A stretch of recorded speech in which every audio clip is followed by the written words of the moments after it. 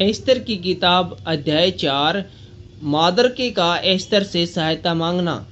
जब मादरके ने जान लिया कि क्या क्या किया गया है, तब मादरके वस्त्र फाड़, टाट पहन, राख डाल नगर के मध्य जाकर ऊंचे और दुख भरे स्वर से चिल्लाने लगा। और वह राजभवन के फाटक के सामने पहुंचा, परंतु टाट पहने हुए राजभवन के फाटक के भीतर तो किसी के जाने की आज्ञा न थी। एक एक प्रांत में जहाँ जहाँ राजा की आज्ञा और नियम पहुँचा, वहाँ वहाँ यहूदी बड़ा विलाप करने और उपवास करने और रोने पीटने लगे। वरन बहुतेरे टाट पहने और राख डाले हुए पड़े रहे। एस्तर रानी की सहेलियों और खोजों ने जाकर उसको बता दिया। तब रानी शोक से भर गई और मादरके के पास वस्त्र भेजकर यह कहलाया कि टाट उतार कर इन्हें पहन ले, परंतु उसने इन्हें न लिया। तब एस्तर ने राजा के खोजों में से हताक को, जिसे राजा ने उसके पास रहने को ठहराया था, बुलवाकर आज्ञा दी कि मेदरके के पास जाकर मालूम कर ले कि क्या हुआ, क्या बात है और इसका क्या कारण है।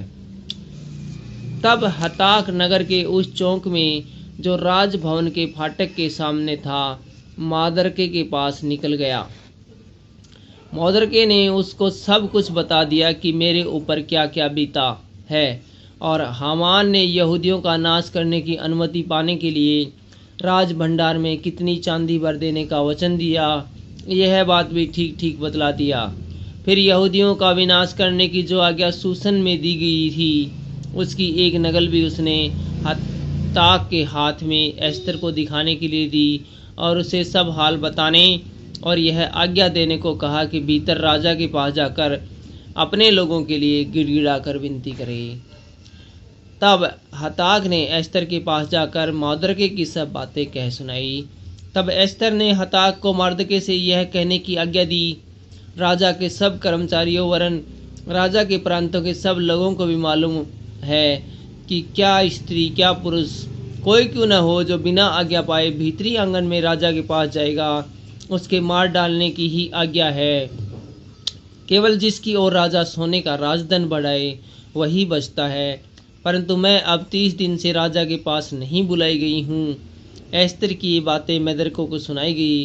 तब मेदरके ने एस्तर के पास यह कहला भेजा, तू मन ही मन यह विचार न कर कि मैं ही राजभवन में रहने के कारण और सब यहूदियों से बची रहूंगी, क्योंकि जो तू इस समय चुपचाप रहे तो और किसी न किसी उपाय से यहूदियों का छुटकारा और उद्धार हो जाएगा, परंतु तू अपने पिता के घराने समेत नष्ट होगी। क्या जाने तुझे ऐसे ही कठिन समय के लिए राजपद मिल गया हो। तब एस्तर ने मेदरके के पास यह कहला भेजा, तू जाकर सूसन के सब यहूदियों को इकट्ठा कर और तुम सब मिलकर मेरे निमित्त उपवास करो। 3 दिन 3 रात तो कुछ न खाओ और न कुछ पियो। मैं भी अपनी सहेलियों समेत उसी रीति उपवास करूंगी, और ऐसी ही दशा में मैं नियम के विरुद्ध राजा के पास भीतर जाऊंगी, और यदि नष्ट हो गई तो हो गई। तब मादरके चला गया और एस्तर की आज्ञा के अनुसार वैसा ही किया।